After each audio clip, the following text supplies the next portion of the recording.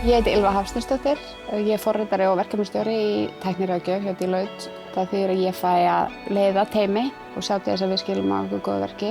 Og svo það sem gætlæst öllu er að vera í samskiptum við viðskiptavinin. Í þeim verkefnum sem ég hef tekið þátt í, þá hefur mér fundist skemmtilegast að vinna verkefnum fyrir hið opinbera. Það er bara svo ótrúlega mörg tækifæri þar til að einfalda líf fólks. Þannig að fá að vera hluti af einhverju svoleiðis finnst mér bara frábært.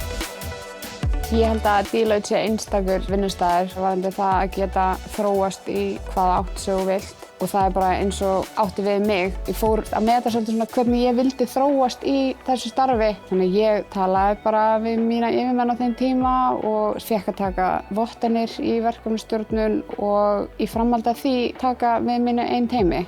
Ég held að þú farir ekkert inn á marga vinnustaði á Íslandi með fleiri tækifæri til starfsþróunar.